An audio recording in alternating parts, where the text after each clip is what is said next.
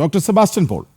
നോക്കൂ, എന്താണ് വെനസ്വേലയുടെ അവസ്ഥ എന്ന് എല്ലാവർക്കും അറിയാം.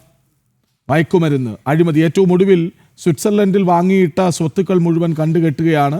അത് തിരിച്ച് വെനസ്വേലൻ ജനതയ്ക്ക് നൽകുമെന്ന് സ്വിറ്റ്സർലൻഡ് തന്നെ പറയുന്നു. അപ്പോൾ അഴിമതിയുണ്ട്, മയക്കുമരുന്നിന് സുലഭമാക്കാൻ അവസരം കൊടുക്കുന്നുണ്ട്, അവിടുത്തെ സാമ്പത്തിക ഭദ്രത ഇല്ലാതാക്കുന്നുണ്ട്. അങ്ങനെ എല്ലാ അർത്ഥത്തിലും വെനസ്വേലയെ നശിപ്പിച്ച ഒരു ഭരണാധികാരി ചോദ്യം ചെയ്യപ്പെടുന്നു. അതേസമയം അവിടേക്ക് കടന്നു കയറി ചെന്ന് പരമാധികാരത്തെ ചോദ്യം ചെയ്യുന്ന, ഉറക്കക്കിടക്കയിൽ നിന്ന് പിടിച്ചുകൊണ്ടുപോകുന്ന അമേരിക്കയുടെ സംവിധാനത്തോട് യോജിപ്പുമില്ല. ഇത് രണ്ടും യാഥാർത്ഥ്യമാണ്.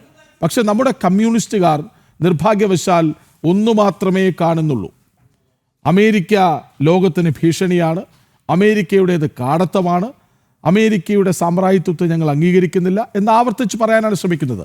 ഇത് രണ്ടും കാണാതെ പോകുന്നത് എന്തുകൊണ്ടാണ്?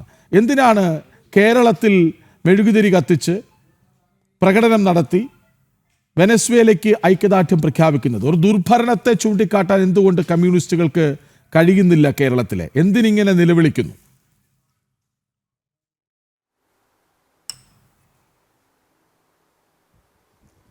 അല്ല, അത്രയും കടുത്ത ഭാഷയിൽ ഇടതുപക്ഷ നിലപാടിനെ അപലപിക്കേണ്ടതുണ്ടോ എന്ന കാര്യത്തിൽ എനിക്ക് സംശയമുണ്ട്. ആഗോള വിഷയങ്ങളിൽ, പ്രത്യേകിച്ച് ലോകരാഷ്ട്രങ്ങളുടെ എല്ലാം അവിടെ അവസ്ഥയിൽ എപ്പോഴും വലിയ താല്പര്യം കാണിക്കുന്ന പ്രസ്ഥാനമാണ് ഇന്ത്യയിലെ ഇടതുപക്ഷ പ്രസ്ഥാനങ്ങൾ. അതൊരു കമ്മ്യൂണിസ്റ്റ് അന്താരാഷ്ട്ര ഐക്യദാർഢ്യത്തിന് കൂടി ഫലമായിരിക്കാം. ഇവിടെ വെനസ്വേലയുടെ ആഭ്യന്തര കാര്യങ്ങളെക്കുറിച്ച് ആരും ആകുലപ്പെടുന്നില്ല. ദുർഭരണമാണോ അല്ലയോ എന്നുള്ളതൊക്കെ അതാത് രാജ്യത്തെ ജനങ്ങൾ തീരുമാനിക്കേണ്ട വിഷയമാണ്.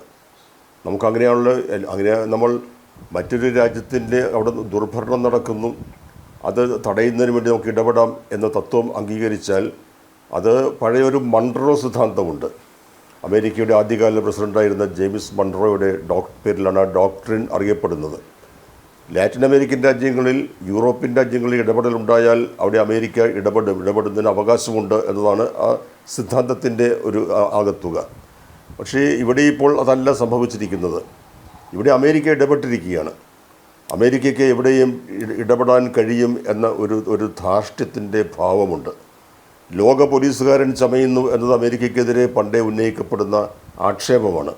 ഇടതുപക്ഷ യോഗങ്ങളിലും വേദികളിലുമൊക്കെ ആ ആക്ഷേപം ഉയരാറുണ്ട്. ഇപ്പോൾ ആ ലോക പോലീസ് എന്നതിനും അപ്പുറത്തേക്ക് കടന്ന് ലോകത്തെ മുഴുവൻ സംശുദ്ധീകരിക്കുന്നതിനുള്ള ഉത്തരവാദിത്വം ഡൊണാൾഡ് ട്രംപ് ഏറ്റെടുത്തിരിക്കുകയാണ്. ട്രംപിൻ്റെ ഉദ്ദേശശുദ്ധിയൊക്കെ നമുക്കറിയാം. ഇവിടെ ഇതിന് മുൻപ് ഇത് സംഭവിച്ചിട്ടുണ്ടല്ലോ. ഇറാഖിൽ കടന്നുചെന്ന് ബാഗ്ദാദ് കീഴ്പ്പെടുത്തി സദ്ദാം ഹുസൈനെ പിടികൂടിയപ്പോൾ അന്നെന്താണ് അമേരിക്ക പറഞ്ഞത്? ഈ ലോകത്തെ മുഴുവൻ സംഹരിക്കുന്നതിനുള്ള ആയുധങ്ങൾ സദ്ദാം ഹുസൈൻ കരുതി വച്ചിരിക്കുന്നു. അതാണ് ന്യായം പറഞ്ഞത്. ആ ന്യായം വിശ്വസിച്ചവരുണ്ട്. ഒടുവിൽ സദ്ദാം ഹുസൈനെ പിടികൂടിയത് എത്ര അപമാനകരമായ സാഹചര്യത്തിൽ, ഒരു കുഴിയിൽ ഒളിച്ചിരുന്ന ആളെ പിടികൂടുന്നു. ലോകത്തെ മുഴുവൻ സംഹരിക്കും, അനിഹിലേറ്റ് ചെയ്യാൻ ശക്തിയുള്ള ആളിൻ്റെ അവസ്ഥയായിരുന്നു അത്. ഇവിടെ ഇപ്പോൾ എന്തെല്ലാം ന്യായങ്ങൾ നമുക്ക് ഈ ലോകത്തിലെ ഏത് രാജ്യത്തെക്കുറിച്ചും അത് പറയാം. അവിടുത്തെ പ്രകൃതി വിഭവങ്ങൾ നന്നായി പ്രയോജനപ്പെടുത്തപ്പെടുന്നില്ല, അവിടെ ജനാധിപത്യമില്ല, അവിടെ ദാരിദ്ര്യം നിലനിൽക്കുന്നു. ഇതെല്ലാം കാര്യങ്ങൾ നമുക്ക് പറയാൻ കഴിയും. അതിനൊക്കെ പരിഹാരം ഉണ്ടാക്കേണ്ടത് അതാത് രാജ്യങ്ങളിലെ ജനങ്ങളാണ്. അതിനാണ് നമ്മൾ ഈ സോവർണിറ്റി, രാഷ്ട്രങ്ങളുടെ പരമാധികാരം എന്നൊക്കെ പറയുന്നത്. ഇവിടെ എന്തിനു വേണ്ടിയാണ് ഡൊണാൾഡ് ട്രംപ് ഇത് ചെയ്തിരിക്കുന്നത്? മറ്റൊരു രാജ്യത്ത് കടന്നു ചെന്ന് അവിടുത്തെ രാഷ്ട്രത്തലവനെ ഈ രീതിയിൽ പിടികൂടി അമേരിക്കയിലേക്ക് കൊണ്ടുവരുന്നു, ജയിലിൽ അടയ്ക്കുന്നു, വിലങ്ങ് വെച്ച് കൊണ്ടുപോകുന്ന ചിത്രം പ്രദർശിപ്പിക്കുന്നു. എന്തിനു വേണ്ടി എന്ന് ചോദ്യമുണ്ട്. അത് വെനസ്വേലയുടെ ദാരിദ്ര്യം അകറ്റാൻ വേണ്ടിയാണോ? വെനസ്വേലയെ സമ്പന്ന രാജ്യമാക്കുന്നതിന് വേണ്ടിയാണോ?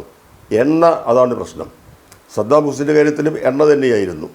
അന്ന് ഡോളർ കണക്കിൽ കൈമാറ്റം ചെയ്യപ്പെട്ടിരുന്ന ഇറാഖിൻ്റെ എണ്ണ ആ ഡോളറിനെ ഉപേക്ഷിച്ച് യൂറോയിലേക്ക് മാറിയപ്പോൾ അതൊന്നും ചർച്ച ചെയ്യപ്പെടാതെ പോയ അല്പം ഗഹനമായ വിഷയങ്ങൾ തന്നെയാണ്.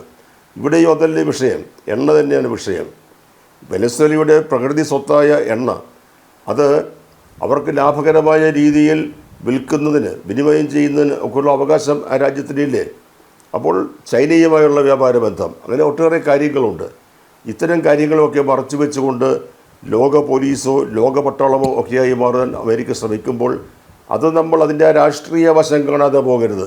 നമ്മൾ ഇന്ന് കാണേണ്ടത് ആ രാഷ്ട്രീയ വശമാണ്. മറ്റു വശങ്ങളൊക്കെ അവിടുത്തെ ദാരിദ്ര്യവും അവിടുത്തെ അസമത്വവും ഒക്കെ അവിടെ നിൽക്കട്ടെ.